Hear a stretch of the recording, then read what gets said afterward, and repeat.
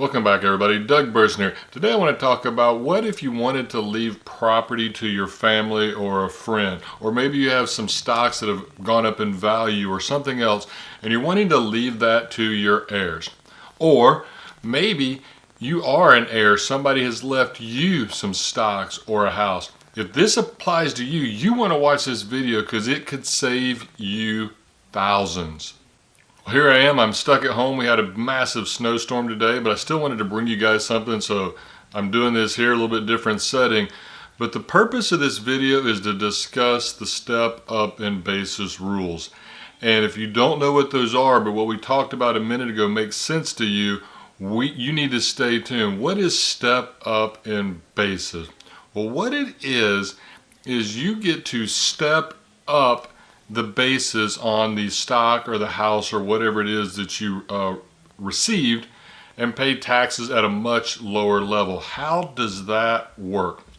Well, here's what happens. Let's say, I don't know, let's just say 30, 40 years ago, mom and dad bought a house for, let's call it $20,000. Today, that house is worth $300,000. And I've seen this happen over and over again when I'm doing taxes. Mom or dad, they're really trying to plan. They know time is getting short.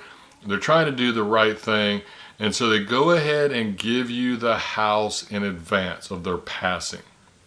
What that means is, if mom and dad paid $20,000 for it, that is what your basis is going to be. So if it's currently worth $300,000, they paid $20,000, you're going to pay tax on $270,000.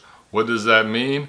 That means you're going to pay a lot of tax. Depending on your income tax bracket, you're probably going to pay about 20% between federal and state. That's a lot of tax. But the step up in basis fixes that problem.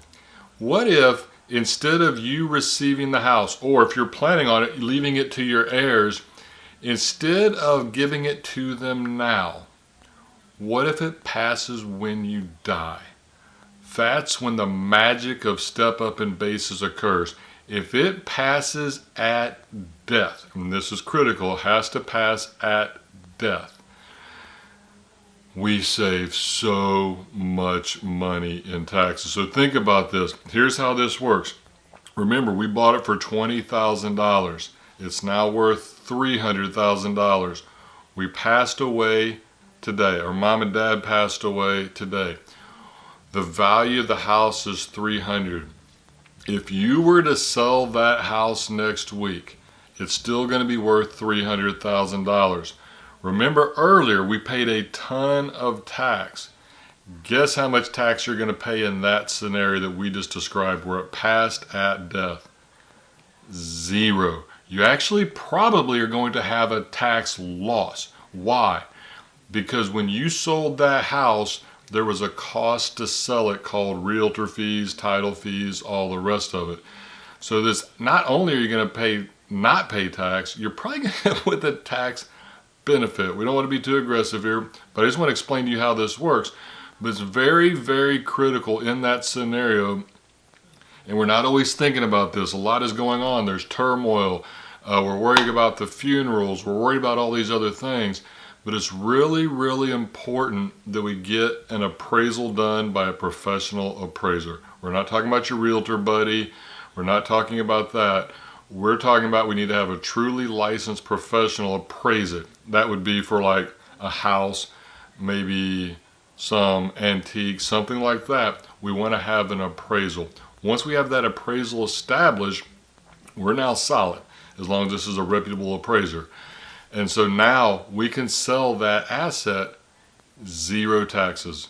You understand? Zero taxes. This is huge. Mom, dad, if you're planning on leaving stuff to your kids, don't overlook this. Kids, if mom and dad left it to you at death, don't pay tax based on what they paid for it. Get the appraisal. This is going to save you thousands and thousands of dollars. Now, one of the things I say all the time is don't let the tax tail wag the dog. There are times when this is not the right thing to do.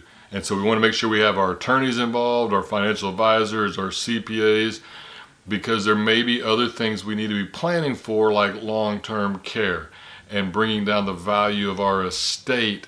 And so everything's not always taxes, and that's so important that we don't just think of it from one point of view. But if this is the right thing for you and you've got long-term care covered and you've got the other estate issues covered, passing at death is so much better than doing it while you're still alive. I know this is a morbid topic, but we could save your heirs a ton of money by doing this right. Now, this isn't just for houses. This should also be for stocks. Another thing we can do is, this happens a lot, we inherit a bunch of stocks. Same thing, as long as this is not in a qualified account, think 401k, Roth IRA, traditional IRA, those kind of things. We're talking about a standard, just after-tax investment account. The step-up in basis still works the same way, but we're going to want to get a value of the stocks on the date of death. Your financial advisor can help with this. Same scenario. Mom and dad bought, well, it's not Sears. Sears is gone. They messed up on that one. But let's say mom and dad bought Apple. I don't know. It doesn't really matter. Something a long time ago. And it's done really well. Or even if it hasn't, even if it's done okay well, the market over time is still going to appreciate. It doesn't really matter. Whatever they paid for it, most likely, if it's been over a few years, it's going to be worth more today. If you receive that stock while mom and dad are still alive, or mom and dad, if you leave it to your kids while they're still alive, they're going to pay tax on it just like mom and dad. However, if it passes at death, it's the same thing. You know, I bought the stock for $10 in the 80s. It's now worth $500. If I give it to them while I'm still alive, they're going to pay the tax on the difference. But if I give it to them at death, now they're going to get it at $500, and that is their basis. Remember, that's that step up in basis. Here's what I paid for it.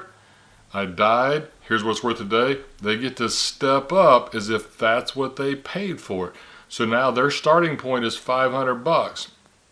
If they hold it and a year from now the market goes down and it's $470, guess what? They're going to sell it for $470, and they're actually going to take a loss.